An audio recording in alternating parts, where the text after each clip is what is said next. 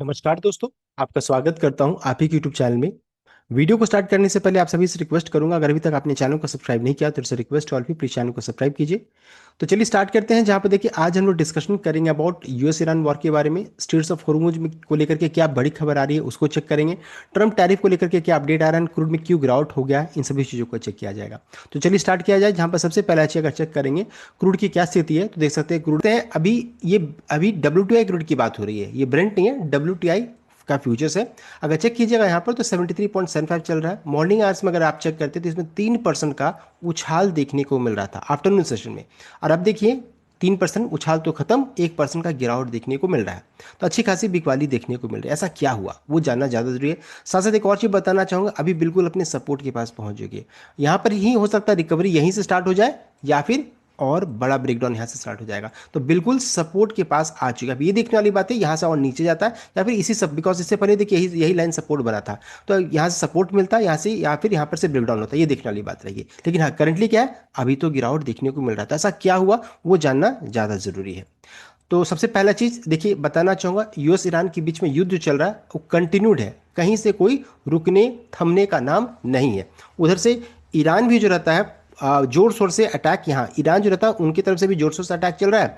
साथ साथ बीच बीच में रुक रुक कर जो रहता है इसराइल की तरफ से भी अटैक हो रहा है। साथ साथ ईरान की तरफ से धमकी आ चुका कि हम लोग पूरा जो जो भी रीजनल जो रहता है ना सबको कोलैप्स करेंगे, जो भी इनके जो जो दुश्मन जिसे मान रहे हैं सबको खत्म कर देंगे, ऐसी धमकी यहाँ पर आ रही है। साथ ही साथ अगर चेक करेंगे तो यहाँ पर यूएस का नावल बेस है, जिस कारण से जितने भी कतर जो रहता है ना, कतार यहाँ पर देखिएगा मैप में इस जगह पर कतार जो रहता है उसमें गैस का पाइपलाइन जो रहता है, कह सकते हैं मेजर जो सप्लायर है टू इंडिया, ये ऑलरेडी ब्लॉक्ड हो चुका है। इस कारण से बहुत सारे प्रॉब्लम्स आ रहे हैं, हम लोग उसको आगे चेक करने वाले हैं। तो सबसे पहले जी देखिए अभी क्या है कि ईरान जो रहता है झुकने का नाम नहीं है, यूएस जो रहता है झुकने का नाम नहीं है, इसराइल भी अटैक लगातार चल रहा है। तो लगातार यहाँ पर अटैक चल रहा है, इस कारण से पूरा वर्ल्ड जो रहता है ना रिसेशन की ओर हम लोग मूव कर सकते हैं, मंदी की ओर जा सकते हैं इस जगह पर। बिकॉज जितना भी तेल जो रहता है ना एशिया मार्केट, यूरोपियन मार्केट के लिए इसी जगह से जाता है।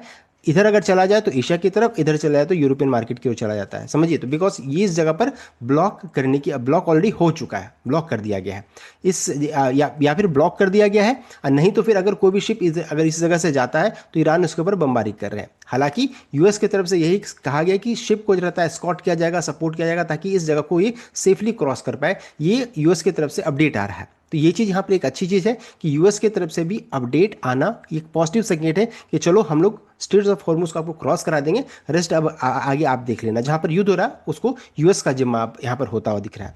साथ ही साथ अगर चेक करेंगे अभी देखिए इसमें यूएस ने बहुत बड़ा खेल किया है। खेल क्या है कि देखिए यूएस, अगर आपको लग रहा है कि ईरान के साथ युद्ध जो रहता है यूएस बस ऐसे ही कर रहा है, तो एक तो है कि देखिए उनका अपना नीति है। साथ ही साथ एक और चीज़ है कि यूएस ने इससे पहले किससे एक्वायर किया था, तो वेनेजुएला को उन्होंने एक्वायर किया था। वेनेजुएला को उन्होंने एक्वायर किया और सबसे बड़ा अगर माना जा रहा है यहाँ पर वेनेजुएला इस जगह पर है। तो अगर अगर सबसे ज़्यादा जो माना जा रहा है कि वर्ल्ड का पूरा तेल जो रहता है ना, खजाना जिसे कहेंगे, तो कहाँ पर है, तो वेनेजुएला में है, यहाँ पर माना जा रहा है। अब है कि यहाँ पर अटैक हो रहा है ईरान के पास। अगर आप सोचिए कि ईरान जो रहता है के पास सबसे अच्छा ऑयल माना जाता है, तेल सबसे अच्छा किसके पास है, तो ईरान के पास माना, या फिर मिडिल ईस्ट कंट्री जो बोलेंगे, ये पूरा मिडिल ईस्ट जोन है, इसको माना जाता है कि यहाँ से सबसे अच्छा तेल निकलता है। और यहाँ से ही तेल निकल करके इंडिया के पास, चाइना के पास और सब जगह पहुँचता है। साथ साथ रशिया के साथ भी ऑयल सप्लाई होता है। अब यहाँ पर अगर चेक कीजिएगा तो करंटली भी हुआ क्या है, यूएस ने सीधे एक ही चीज़ बोला है कि आप जो रहता है, यूएस की तरफ से अपडेट है कि आप अगर रसिया से अगर ऑयल खरीदते हैं, यानी कि रशिया से अगर तेल खरीदते हैं तो आपके ऊपर सैंक्शन लगेगा। साथ साथ उन्होंने ये भी कहा है कि इंडिया को लेकर के खास ट्रैकिंग मैकेनिज्म लगा हुआ है, ट्रैक करने के लिए कि आप रशिया से तेल खरीदते कि नहीं खरीदते हैं। तो इंडिया यहाँ पर हो गया। अब इंडिया क्या है, रशिया से तेल खरीद नहीं सकता है, बिकॉज सैंक्शन लगने का डर है, ट्रेड डील ब्रेक हो सकता है। साथ ही साथ है कि अब ईरान के साथ भी प्रॉब्लम हो रहा है, ईरान के साथ युद्ध हो रहा है, तो यहाँ भी नहीं कर सकते।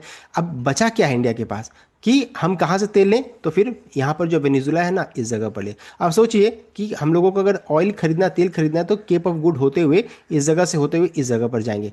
रूट को समझिए, पहले यहाँ से हम लोग इस जगह से तेल लेते थे, अब कहाँ है, इस जगह पर लेना पड़ रहा है। तो एक तो है डिस्टेंस बहुत ज़्यादा हो जा रहा है, साथ साथ कॉस्ट बढ़ेगा। और उसके अलावा अगर चेक करेंगे तो ईरान का जो तेल जो रहता है ना वो अच्छा है, एंड वेनेजुएला का ऑयल जो है वो इसे हैवी ऑयल माना जाता है, हैवी ऑयल इसे माना जाता है। तो हैवी ऑयल को क्या है, रिफाइनिंग की जरूरत पड़ती है।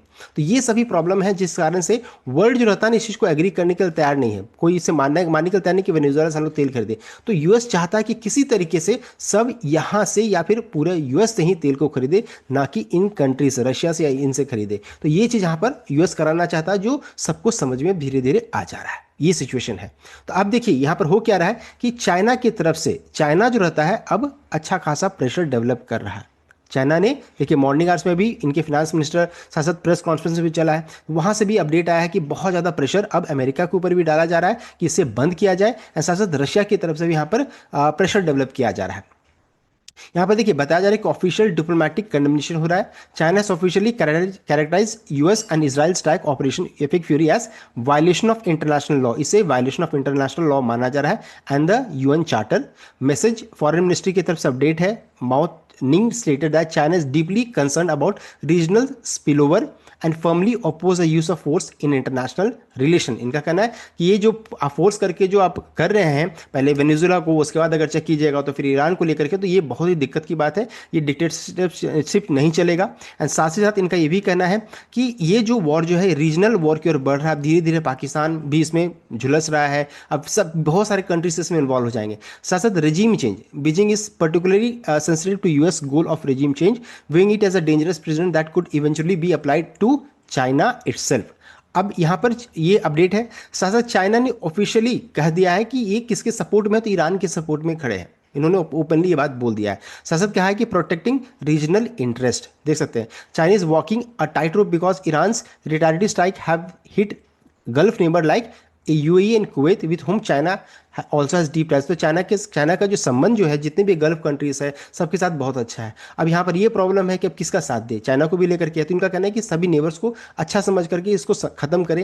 और साथ साथ इनका भी ये भी रिक्वेस्ट है कि स्ट्रेट ऑफ होर्मुज को जो आप बंद करने की बात कर रहे हैं, Beijing is reportedly pressuring Iran behind the scenes to keep Strait of Hormuz open. का कहना है कि इसको ओपन कीजिए।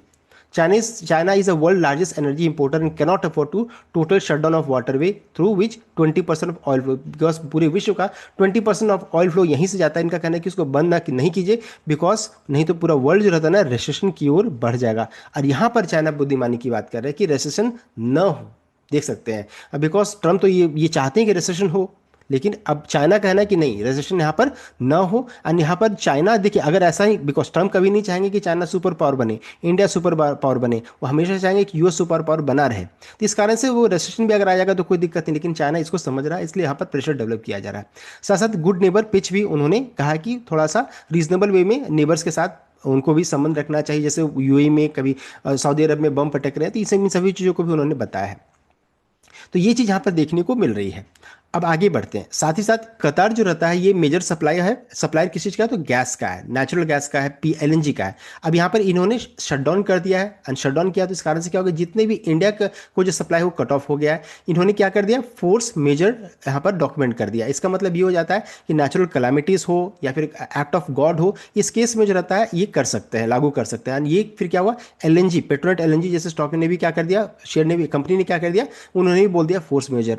और उन्होंने किया, साथ साथ गुजरात गैस ने भी कर दिया है कि ऐसा हो सकता है। तो जिस कारण से जितने भी ऑयल मार्केटिंग कंपनीज है सब में गिरावट देखने को मिल रही। तो यहाँ पर अगर मान लीजिए हल्का से भी इसको ओपन कर दिया जाएगा तो फिर इंडियन जो कंपनीज हैं इनके लिए बेनिफिशियल हो सकता है। चलिए ये तो हो गया, हम लोगों ने डिस्कस कर लिया क्या प्रॉब्लम्स है। अब आगे बढ़ते हैं जो इंपॉर्टेंट है। तो यहाँ पर देखिए सबसे पहला चीज़ कि चाइना जो रहता है डिपेंडेंट कितना है, तो 40 से 50% इसी स्टेट से गुजरता है, जिससे 10 से 10 मिलियन पर डे इनको चाहिए, विथ 40 to 50% यहीं से आता है। जापान लगभग 95% यहाँ से आता है, इंडिया के लिए लगभग 50%, एंड साउथ कोरिया का चेक करेंगे तो 70 से 80% देख सकते हैं। इस कारण से इन सभी के इंडाइसिस में चेक किया जाएगा तो भारी भरकम पिटा रही है। इसलिए वेस्ट एशिया का जो रहता है इंडाइसिस में ज़्यादा करेक्शन देखने को मिल रहा है। तो इस चीज़ को समझिए कि क्या ये ट्रम्प ने क्या किया है। अब आगे बढ़ते हैं। साथ साथ अभी जो लेटेस्ट डेवलपमेंट हो सो यहाँ देख सकते हैं, बताया कि Iran to permit only Chinese vessels through Strait of Hormuz. तो यहाँ पर देखिए ये एक अच्छी खबर हो गई है चाइना के लिए। देखिए इन्होंने अपना काम निकाल लिया। इस बुरे समय में भी चाइना ने देखिए अच्छा बुद्धिमानी वाला काम किया कि जो अब चाइना की जो भी कंटेनर्स है, वेसल जो शिप जो रहता है होर्मुज से निकल सकते हैं, पास कर सकते हैं, वहाँ पर अलाउ किया जा रहा है इनके लिए। तो ये चीज़ यहाँ पर अच्छा देखने को मिल रहा है। अब देखिए आपको लगेगा ये तो सिर्फ चाइना के लिए अच्छा है ना, लेकिन बताना चाहूँगी कि पहले परमानेंटली क्लोज था, अब क्या है, इसे अगर चाइना के लिए भी ओपन किया रहा है, यानी कि कुछ ना कुछ तो ऑप्शन है ना। अगर मान लीजिए हमारी कंट्री से भी रिक्वेस्ट किया जाए तो हो सकता है हमारे लिए भी ओपन कर दे। तब ये देखने वाली बात है होता क्या है, ये चीज़ देखने वाली बात रहेगी। तो ये देखिए अभी चाइना की तरफ से ये, चाइना को लेकर के एक अच्छी खबर यहाँ पर देखने को मिल रही है। नेक्स्ट है, अगर चेक करेंगे हमारे लिए भी एक इंपॉर्टेंट है कि रशिया जो रहता है वो prepare to divert oil to India as Middle East conflict disrupt flow sources से, यहाँ पर है। तो चाइना भी रशिया भी जो रहता है अब ऑयल जो रहता है सप्लाई करने के लिए, डाइवर्ट करने के लिए तैयार है, इंडिया को हेल्प करने के लिए तैयार है। तो ये दो अच्छी खबर यहाँ पर देखने को मिल रही है। बस प्रॉब्लम क्या है कि अगर मान लीजिए रशिया से अगर ऑयल आता है तो यूएस की तरफ से क्या अपडेट आता है, क्या रिएक्शन होता है, वो देखने वाली बात है। बिकॉज फिर ट्रेड डील को लेकर के खतरा हो सकता है। तो ये देखिए ये दो दो इंपॉर्टेंट जो अपडेट था जिस कारण से क्रूड में गिरावट आ गया है या गिरावट देखने को मिल रही है, दोनों रीजन मैंने बता दिया है। अगर मान लीजिए इसी तरीके से गिरावट रहा तो बीपीसीएल, एचपीसीएल, आईओसी, पेट्रोल जैसे शेयर में आपको उछाल देखने को मिल सकता है कल के दिन में। और मान लीजिए अगर क्रूड में फिर से तेजी आ जाता है तो इनके लिए फिर नेगेटिव हो जाएगी। एंड किसके लिए अच्छा हो जाएगा, तो ONGC, all India, Hind oil exploration जैसे स्टॉक्स के लिए अच्छी हो जाएगी। सो ये तो हम लोगों ने देखिए डिस्कस कर लिया स्टेट ऑफ हॉर्मूज का इंपैक्ट क्या हो रहा है, यूएस ईरान वॉर को लेकर के यहाँ पे जो डेवलपमेंट हुआ सब कुछ हम लोगों ने डिस्कस कर लिया। अब ये देखिए अभी ट्रम्प यहाँ पर शांत बैठने वाले नहीं है, फिर से एक अपडेट आ रहा है, फिर से अभी इधर शांत होगा तो यहाँ पर ट्रम्प टैरिफ को लेकर के फिर से अपडेट आ रहा है। यानी कि US to race global tariff to 15% this week, इसी सप्ताह से 15% टैरिफ हो जाएगा। जो पहले अगर आप चेक कीजिएगा तो 25% था, जिससे इंडिया को लेकर के 18% किया गया था। और उसके बाद फिर ट्रेड डील में बताया गया था कि इसे मार्च में क्लोज किया जाएगा तो 18.5 रहेगा।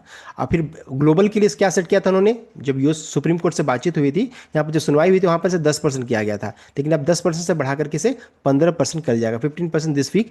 ओल्ड रेट में रिटर्न इन 5 मंथ। इनका साथ साथ ये भी कहना है कि जो पुराने जो उन्होंने लागू किया था जो भी रेट्स था जिसको सुप्रीम कोर्ट ने रिजेक्ट किया है उसको 5 मंथ में फिर से स्टार्ट हो जाएगा। यानी कि देख सकते हैं फिर से अब धमकाने की बात कर रहे हैं, फिर से वो टैरिफ टैरिफ खेलना स्टार्ट करेंगे। जब इधर शांत होगा तो उधर स्टार्ट कर देंगे। यानी कि ये ग्लोबल जो रहता है ना, अशांति फैला के रहेंगे, ये सिचुएशन यहाँ पर देखने को मिल रही है। तो ये देखने वाली बात रहेगी कि अब देखिए पूरा वर्ल्ड मार्केट इसको कैसे रिएक्ट करता है। लेकिन फिर से अब ये ड्रामा स्टार्ट होने वाला है टैरिफ को लेकर के। सो ये था कंप्लीट अपडेट। आई होप आपको लाइक शेयर किया, चैनल को सब्सक्राइब कीजिएगा। Thank you.